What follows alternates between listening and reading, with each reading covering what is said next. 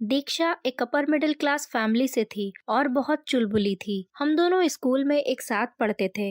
दीक्षा इतनी खूबसूरत थी कि मानो किसी फिल्म की हीरोइन हो। दीक्षा अपने घर की अकेली बेटी थी और इसीलिए उसे बचपन से ही खूब लाड प्यार मिला था। एक बार मैं दीक्षा के घर पर थी तो उसकी माँ ने उसे डांटते हुए कहा, दीक्षा पढ़ाई में दिल लगाया कर, वरना इस बार बीए की परीक्षा में पास नहीं होगी। उसकी माँ ने बस इतना ही कहा था कि दीक्षा के पिता बोल पड़े, अरे रहने दो तुम, मैं अपनी बिटिया के लिए सबसे अमीर घर ढूंढूंगा। मेरी बिटिया तो राज करेगी राज। दीक्षा के पिता की बातों से लगता था कि वो उसकी शादी किसी बहुत बड़े घराने में करेंगे। मेरी बीए की पढ़ाई खत्म हो गई थी और मैं एमए करने के लिए किसी दूसरे शहर चली गई थी। अब मेरी दीक्षा से कोई बात नहीं होती, लेकिन मैंने कई बार उसके बारे में सोचा था। दीक्षा को मिले अब 6 साल हो गए। मेरी भी शादी हो चुकी है और यकीनन दीक्षा की भी हो चुकी होगी। एक दिन मुझे किसी काम से बाजार में साइबर कैफे जाना था। जब मैं साइबर कैफे से बाहर आई तो एक लड़की खड़ी थी जो कि बहुत जानी पहचानी लग रही थी। गौर से देखा तो मैं खुशी से उछल पड़ी क्योंकि ये दीक्षा थी। मैं उसके पास गई और उसे गले लगाया और उसका हालचाल पूछा।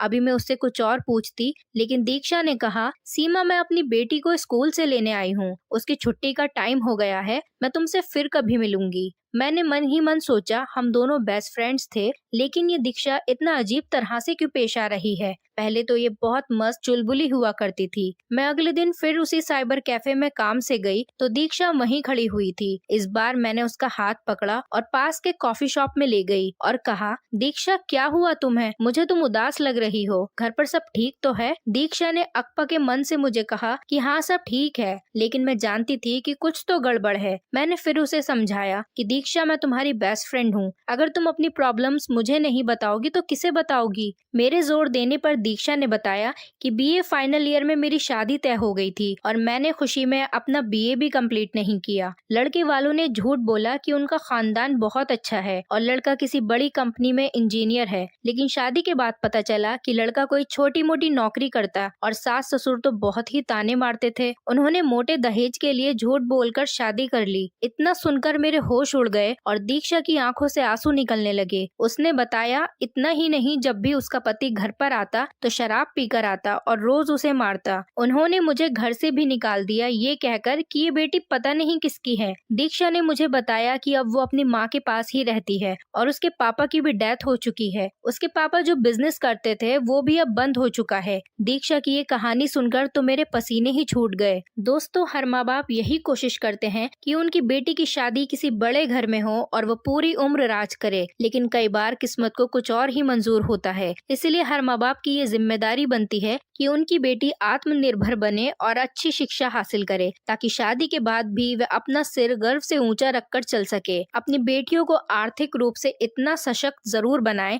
ताकि वे शादी के बाद भी आत्मनिर्भर हो सकें। दोस्तों, अगर आपको हमारी कहानी पसंद आई हो तो प्लीज वीडियो को लाइक करें और हमारे चैनल को सब्सक्राइब करके हमें सपोर्ट करें, ताकि और भी अच्छी अच्छी कहानियां हम आपके लिए लेकर आएं।